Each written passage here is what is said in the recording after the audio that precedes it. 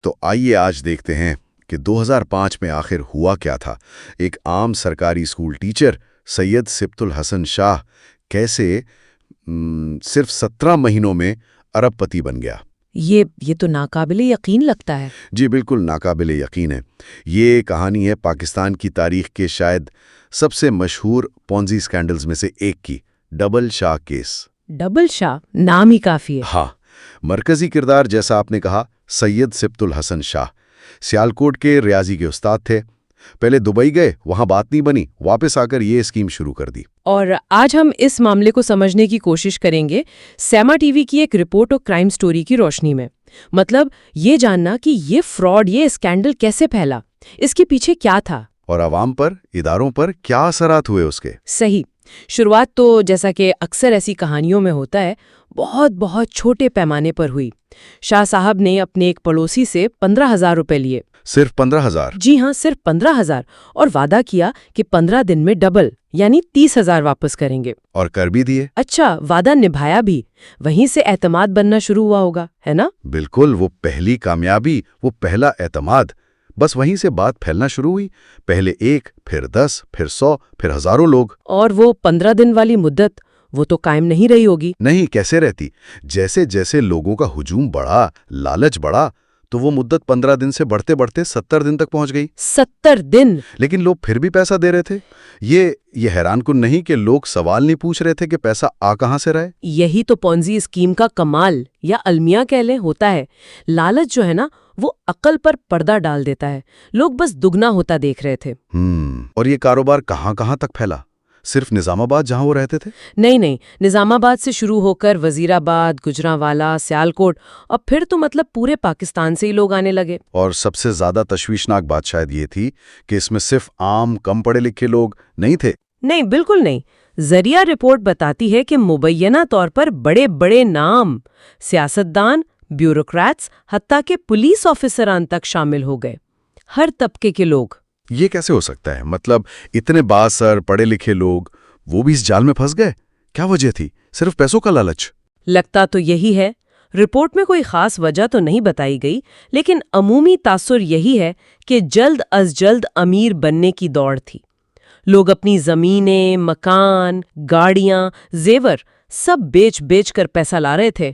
اور ایجنٹس کا بھی ذکر سنا ہے، ایک پورا نیٹ ورک تھا۔ جی ہاں، بالکل۔ ایجنٹس کا ایک جال بچھا ہوا تھا۔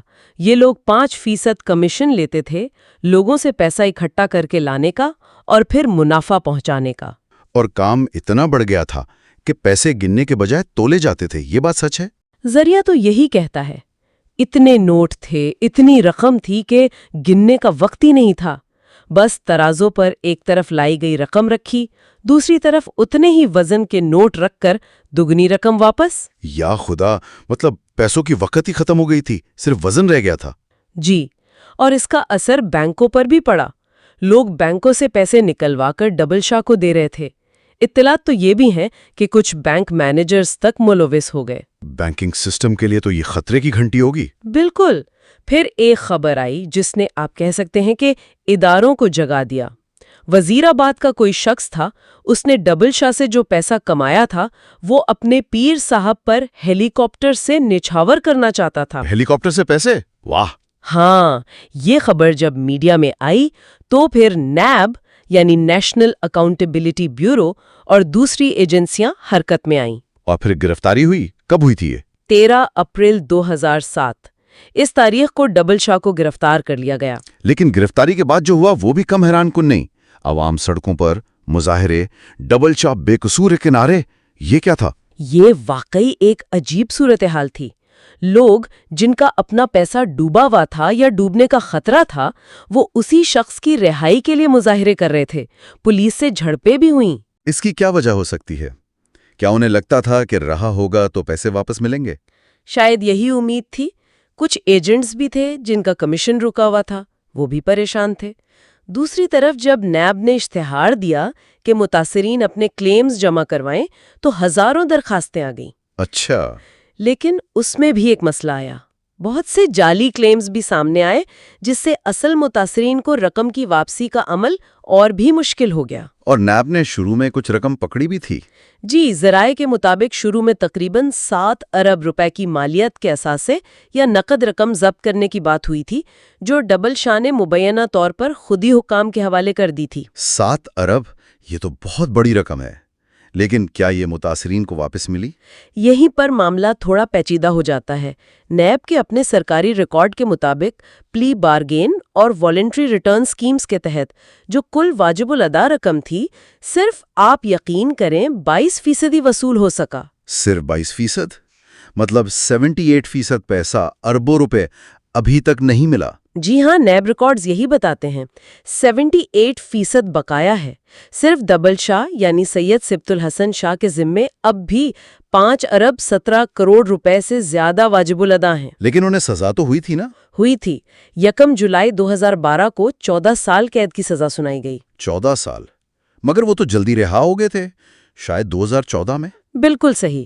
چونکہ وہ 2007 سے گرفتار تھے تو تقریباً 5 سال قید وہ سزا سے پہلے ہی کاٹ چکے تھے۔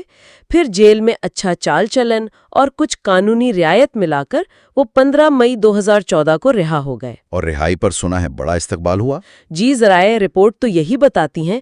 جیل کے باہر استقبال، پھر قافلے کی شکل میں وزیرآباد واپسی، آتش بازی اور یہاں تک کہ مبینہ طور پر مسجدوں سے اعلانات بھی ہوئے مبارکباد کے۔ ایک سزا یافتہ مجرم جس پر اربوں روپے واجب الادا ہیں، اس کا ہیرو جیسا استقبال؟ یہ ہمارے معاشرے کے رویوں پر ایک سوالیہ نشان ہے نا؟ بالکل۔ آج 18 سال سے زیادہ گزر چکے ہیں اس واقعے کو۔ 5.5 ارب سے زائد رقم ابھی تک متاثرین کو واپس ملنی ہے۔ اور یہاں یہ بات بھی قابل ذکر ہے جو ذریعہ رپورٹ میں اٹھائی گئی ہے کہ نیب کی کارکردگی پر بھی سوالات ہیں۔ رپورٹ کا کہنا ہے، اور ہم صرف رپورٹ کی بات دہرا رہے ہیں غیر جانبداری سے، کہ ادارہ بعض اوقات مبینہ طور پر سیاسی کیسز پر زیادہ توجہ دیتا ہے بجائے ایسے عوامی فراڈ کیسز میں پیسے کی مکمل وصولی پر۔ تو خلاصہ یہ ہوا کہ ایک شخص نے لالچ کا ایک ایسا نظام بنایا جس میں ہزاروں لوگ پھنسے، اربوں روپے کا غبن ہوا، ادارے حرکت میں آئے، گرفتاری ہوئی، سزا بھی ہوئی، لیکن رقم پوری واپس آج تک نہیں آئی۔ اور سب سے بڑا سوال شاید یہی ہے کہ سزا پانے اور اربوں روپے واجب الادا ہونے کے باوجود ایک شخص کی رہائی پر جشن کیوں منایا گیا؟ یہ ہمارے معاشرے کی ترجیحات، فوری امیر بننے کی خواہش، احتساب کے نظام اور مالی خواندگی کی کمی کے بارے میں کیا بتاتا ہے؟